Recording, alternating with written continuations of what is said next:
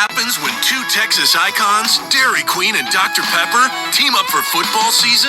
Delicious happens. The new Dr. Pepper Barbecue Patty Melt. Sweet Dr. Pepper barbecue sauce is the playmaker, paired with a sizzling DQ beef patty, bacon, cheese, onion rings, and jalapeno relish on Texas toast. Try the Dr. Pepper Barbecue Patty Melt for a limited time at participating DQ locations in Texas. DQ, that's what I like about Texas.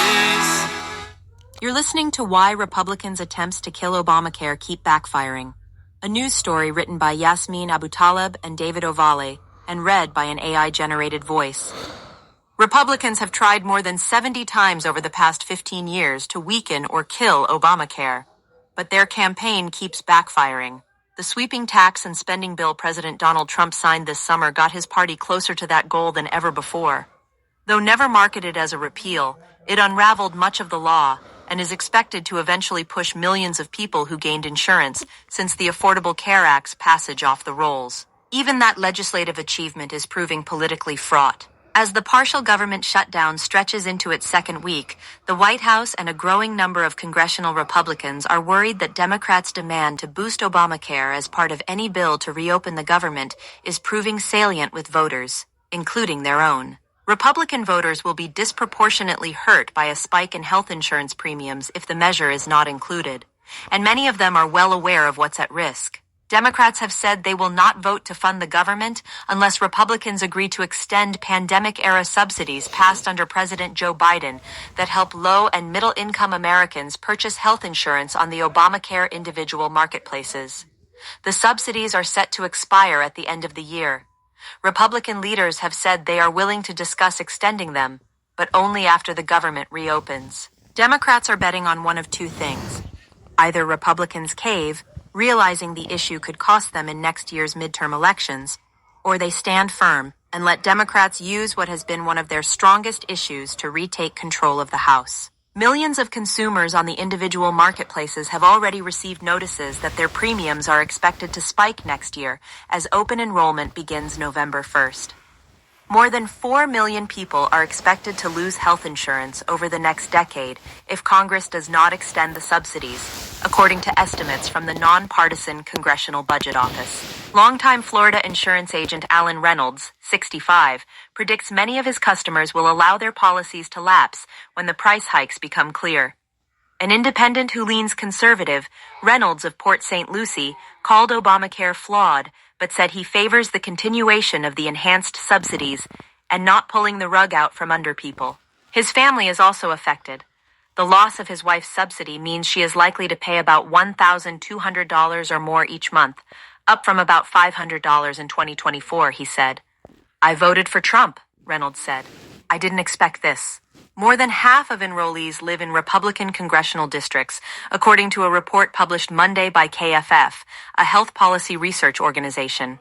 Enrollment in individual marketplace plans has more than doubled to 24.3 million people since 2020. The subsidies have helped people in a handful of Republican-led states most. In Florida, for instance, there are 10 congressional districts where at least 20% of the population is enrolled in a marketplace plan, according to KFF. The top 5 congressional districts by marketplace enrollment are all in Florida, according to the report. As hard as it was for Republicans to try to weaken the ACA back in 2017, it's even harder now as enrollment has grown, particularly in Republican states and districts, said Larry Levitt, Executive Vice President for Health Policy at KFF. In some ways, if Republicans had just left the ACA alone, it might still be unpopular. Every time Republicans try to weaken Obamacare, support for it solidifies. Many Americans initially held an unfavorable view of Obamacare because of how it upended the health system. But its popularity spiked when Republicans made their first serious attempt to repeal it in 2017 during Trump's first year in office. More than 60% of Americans now hold a favorable view of the law, according to a health tracking poll from KFF. Republicans have never voted to bolster Obamacare, instead vowing repeatedly to tear it down, making any concession to Democrats especially difficult. But both Democrats and Republicans acknowledged, when the law passed in 2010, that it would be extraordinarily difficult to repeal because Americans seldom approve of taking away an entitlement. There has been similar outcry when politicians have tried to curb Social Security or Medicare spending, entitlements even Trump has previously been wary of targeting. Highlighting the political peril, a bill introduced by a small group of House Republicans in September would extend the subsidies for 1 year, enough to get through next year's midterm elections. House Speaker Mike Johnson, Republican Louisiana, and Senate Majority Leader John Thune, Republican South Dakota, have acknowledged that some of their members are worried about the subsidies expiring. In Florida, Georgia, Mississippi, and South Carolina, at least 10% of the population in all congressional districts is enrolled in a marketplace plan, according to KFF. Those 4 states are among the 10 that did not expand Medicaid under Obamacare, making them more dependent on tax subsidies to help low-income Americans purchase affordable health insurance. In heavily Hispanic Miami-Dade County, which Republicans flipped during last year's presidential election for the first time in decades, Obamacare is popular. Health insurance agencies have co-opted the blue and red Obama logo as part of their advertising. 2 House Republicans whose districts include the county, Carlos A. Gimenez and Maria Elvira Salazar, have signed on to the bill that would extend subsidies. Gimenez, in a statement, said the extension would mean providing critical relief and ensuring millions of families can keep their coverage without facing massive cost increases. The community embraced the healthcare law and the COVID-era subsidies because local Republicans previously emphasized affordable access to healthcare over politics, said Caroline Mortensen, professor of health management and policy at the University of Miami Herbert Business School.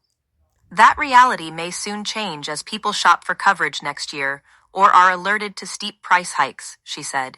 In Hialeah, a Republican stronghold that last year named a street after Trump, signs advertising Obamacare adorn bus benches, billboards, and insurance agency cars. At Brauhaus Insurance in Hialeah, owner Jose Luis Gonzalez said he is scrambling to inform clients that their rates will change. Many are working-class Cuban Americans who might barely afford coverage without subsidies. Some have called him because they heard false rumors that Obamacare is ending completely. One longtime client recently told Gonzalez that he wanted to cancel coverage for him and his wife because their plan may spike from no monthly payment to nearly $200. The man said he would simply go to Miami's public hospital for care, under the mistaken belief it covers more than emergency services, Gonzalez said. I'm having to convince a lot of people that it's important to have coverage, Gonzalez said in Spanish. Republicans included nearly $1 trillion in cuts to federal Medicaid spending in their massive tax and spending bill that is largely aimed at Obamacare's Medicaid expansion.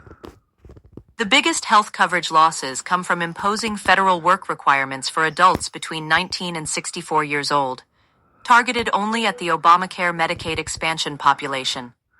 That includes those earning up to 138% of the federal poverty level, which amounts to $21,597 for a single person and $44,367 for a family of 4. The Obamacare individual marketplaces and the tax credits to help make insurance more affordable are meant to help those who are not eligible for Medicaid or who do not get health insurance through their jobs. Erica Cardoso, 39, a single mother from Hialeah Gardens, Florida, used to pay nearly $300 a month for health care before she enrolled in Obamacare more than a decade ago. Today, the therapist pays $35 monthly for her and her son, an amount that may more than double if the enhanced subsidies expire. Her savings help pay for her teenage son to participate in club soccer, an expense she might consider cutting if finances get too tight. It would be a step backward, not forward, for how people access health care, Cardoso said of letting the subsidies expire. Going on vacation? We're here for it.